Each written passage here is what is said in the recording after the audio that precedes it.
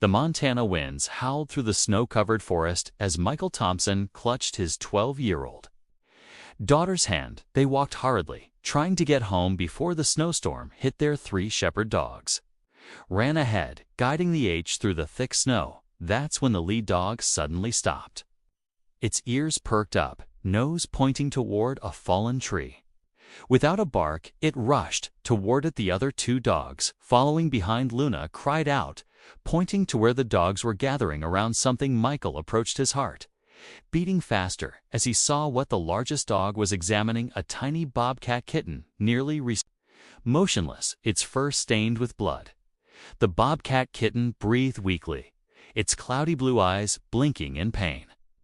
Michael knelt in the snow, removed his gloves, and placed his warm hand on the tiny creature. He looked around and saw blood trails leading to the deeper forest, where its mother might have been poached. Signs of an illegal trap glinted beneath a nearby snowdrift. Michael was a biologist, well aware that interfering with wildlife often did more harm than good. But in the approaching storm, with temperatures dropping below freezing, this kitten had no chance of survival. Surprisingly, the 3 dogs showed no aggression. Instead, the lead dog gently licked the kitten's head, a protective behavior rarely seen toward what would normally be considered a rival predator. Rebecca, Michael's wife and a veterinarian, was displeased at seeing the wild animal in their home, but quickly switched to professional mode. She examined the bobcat kitten, severely hypothermic and malnourished. After stabilizing its condition, she placed it in a box lined with blankets in the kitchen, certain it wouldn't survive the night.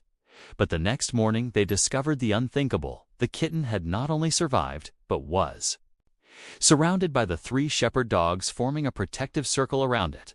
The lead dog lay closest to its large body, providing warmth throughout the night. Luna named it Scout because it would need to learn how to survive. The snowstorm became one of the heaviest snowfalls in Montana history. Roads were blocked. Communication with the Wildlife Conservation Department became impossible during this time. Scout not only survived, but thrived. And then the strange began to happen. After just 2 weeks, Scout began showing unusual behaviors. The bobcat kitten didn't move like a typical cat. It mimicked the confident, powerful gait of the shepherd dogs. When the lead dog sat watching the room, Scout sat beside it, copying its posture. Exactly. Michael began documenting these behaviors each day. Scout absorbed more canine behaviors. The kitten would come when called, an extremely rare trait in wild cats. It played chase with the youngest dog, learned to pull toys, and even attempted to bark, making a strange sound between a growl and a hiss. For months passed, and Scout developed into a healthy young bobcat with unique behavioral traits. It woke up with the 3 dogs, ate with them, and even learned to patrol the farm boundaries as the lead dog had taught it. At night, Scout slept curled up among the 3 dogs as if they were one family. Scout combined its natural bobcat instincts, extraordinary climbing ability, acute hearing, and lightning-fast reflexes with the behavior and loyalty of shepherd dogs. The result was a unique creature, both wild and tame. Both cat and dog Luna took videos of Scout and posted them on social media. The bobcat, who thought it was a dog, quickly became a local phenomenon. People began visiting the farm, curious about the strange creature they had heard about when the roads were finally cleared. Ranger Martinez came to visit, responding to reports of an illegally kept bobcat. He was surprised to see Scout responding to its name and behaving like a dog. But the law was the law. Keeping wildlife without a permit is illegal in Montana. He reminded them. Michael applied for a special wildlife keeping permit. While waiting, Scout continued to develop alongside its dog brothers. The bobcat was now partially reintroduction to the wild. Luna posted experts to evaluate Scout's case before adaptation. This is a special case, the department director admitted, but the law has no exceptions. The bobcat is a wild animal. It belongs in its natural environment. The zoologists agreed that Scout was too domesticated to survive in the wild. Instead of taking it to a lifetime facility, they proposed a middle ground. Scout would be taken to a wilderness area. 100 meters from the farm with a GPS collar for tracking. If it could adapt to wildlife, it would be free. If not, they would consider other options. The day of separation came too quickly. Luna cried incessantly. Rebecca prepared a special food bag sufficient for 2 weeks, though she knew Scout needed to learn to hunt Michael. Attached the GPS collar to the bobcat, his hands trembling as he stroked its thick fur one last time. But the most heartbreaking reaction came from the 3 dogs when Scout was placed in the transport cage. They whined and barked, continuously trying to prevent the rangers from taking it. The lead dog stood firm like a wall before the car door, moving only when Michael commanded at the release site, a lush valley with a nearby cyst valley. With a nearby cyst valley cyst with a nearby cyst valley cyst long-lasting color. Continuously trying to prevent the rangers from taking it, the lead dog stood. They cyst firm. We cyst far where I cyst. We cyst far my. We cyst far. We cyst fi made. We cyst fied. By a side. Play us. We sit. It's unless it. A we sis it. Guy it not base it. A do I carry sits it to me to secret guys. I let's get to buy. I set it to the guy. It is sit it. Kalita sit it. Get to the way. Could speed it's.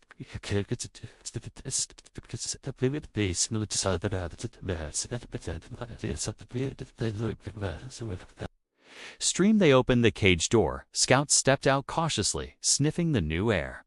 It looked into the forest, then turned back to look at Michael and Luna. For a moment, it seemed it would not leave. Then a sound in the bushes caught its attention. Wild instinct took over, and Scout dashed toward the sound with the speed and grace of a true predator. In an instant, it disappeared into the forest. Luna sobbed in her parents' arms. On the way home, the GPS tracking screen blinked, showing Scout moving deeper into the forest. It will be fine, Michael whispered, trying to believe his own words. This is where it belongs. But when they returned to the farm, the 3 dogs refused to enter the house. They sat on the porch, eyes fixed toward the distant hills where Scout had disappeared. A week passed since Scout was released. Luna checked the GPS data, hourly tracking every movement of the bobcat. Initially, Scout seemed to be adapting, moving cautiously through new territory. Seeking shelter and water sources at home, the 3 dogs fell into a deep depression. They refused to eat, wouldn't play, and spent hours sitting on the highest hill of the farm, eyes never leaving the direction where Scout had disappeared. On the 10th night, the GPS data showed a strange change. Scout stopped at a high point on a hillside. It stayed there for nearly 24 hours, barely moving. Michael worried it was injured or sick.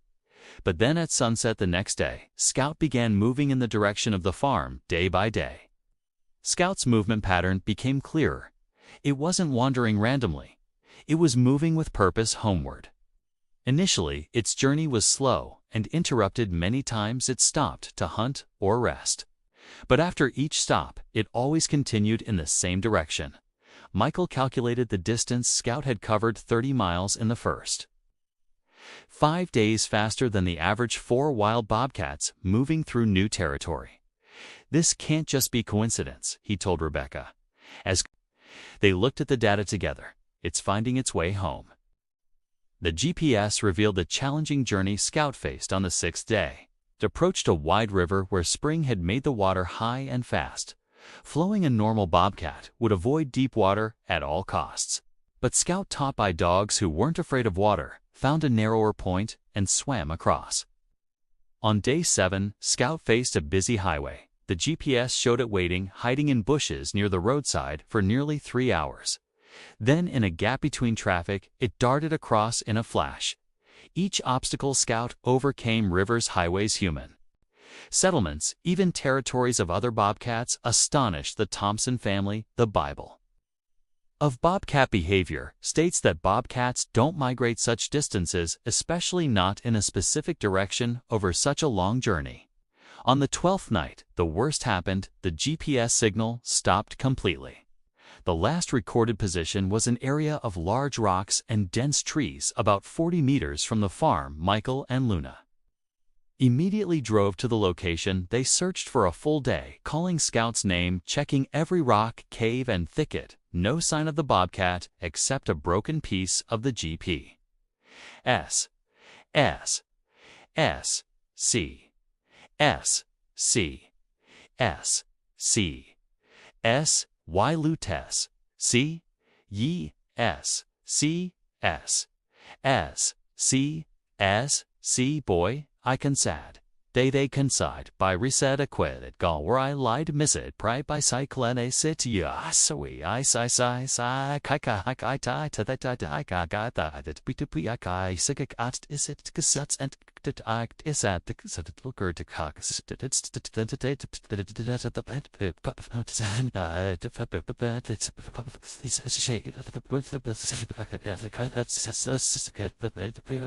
the collar strap caught on a low branch. Michael imagined what might have happened.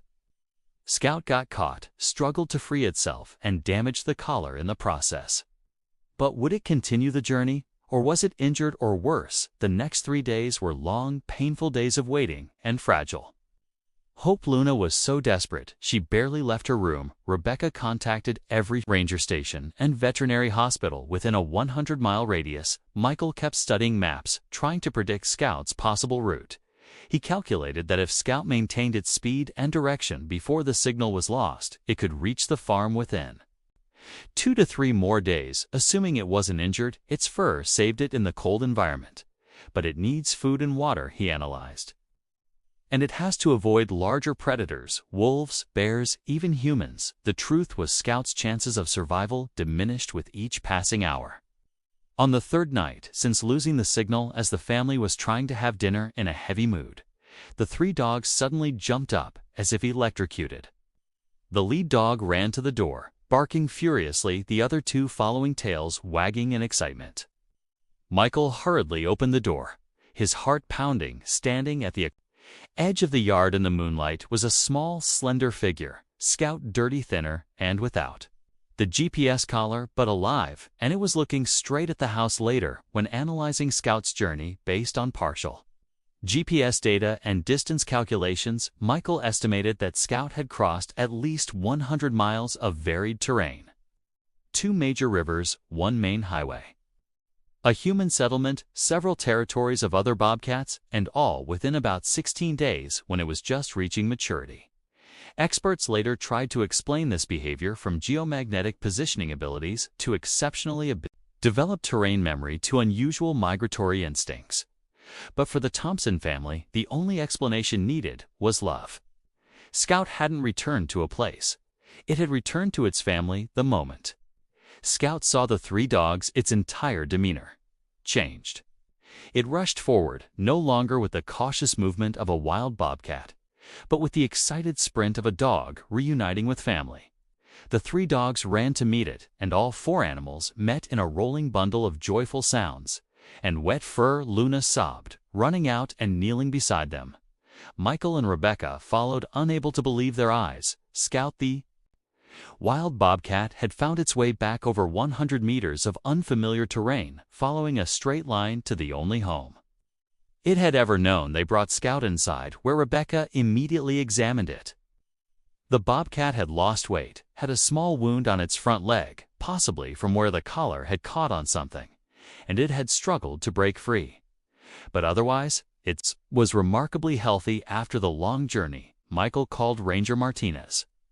Came over first thing the next morning, unable to believe what he was seeing. This doesn't happen, he muttered, watching Scout curled up among the 3 dogs as if it had never left. Bobcats don't do this. They don't move such distances just to return to a specific place, and they certainly don't seek out the company of species. Luna knelt beside Scout, stroking its fur. It doesn't think it's a bobcat, it thinks it's part of this family. Martinez looked at Michael and Rebecca. I need to report this. You know they'll want to take it away again, probably farther this time. But as Martinez looked into Scout's eyes, wild yellow eyes, but filled with unmistakable attachment, he sighed. I'll propose another option. No promises, but there's never been a case like this before. 2 weeks later, the director of the Wildlife Conservation Department personally returned to the Thompson farm. She observed Scout in its environment, chasing with the youngest dog, patrolling boundaries with the lead dog, and sleeping curled up beside all three. What we are seeing here challenges everything we understand about animal behavior. She admitted Scout is no longer an ordinary bobcat, but it's not a pet either. The final decision came a month later. A special, unprecedented type of permit would be issued to the Thompson family. Scout was allowed to stay, provided it would be part of a long-term study on animal behavior and interspecies social bonding. The family had to build a spacious outdoor area for Scout, and the three dogs allow periodic inspections and participate in public education programs. Michael and Rebecca agreed immediately. Luna jumped with joy. A year later, the Thompson farm became a small attraction where groups of students and researchers could observe. Scout and its dog brothers Michael had published a scientific paper on this unique case. Luna, now 14, had decided to become a zoologist, and Scout the bobcat had fully developed with all the wild beauty and power of its species. But as it sat on a high rock in its area, watching over the farm with the same vigilant posture as the lead dog, no one could deny that it had found exactly where it belonged. Scout's extraordinary journey from a dying bobcat kitten to a unique creature living between two worlds had proven a simple but profound truth. Sometimes love and attachment can be stronger than even natural instinct, and family in the deepest sense is not where you are born, but where you are loved and belong.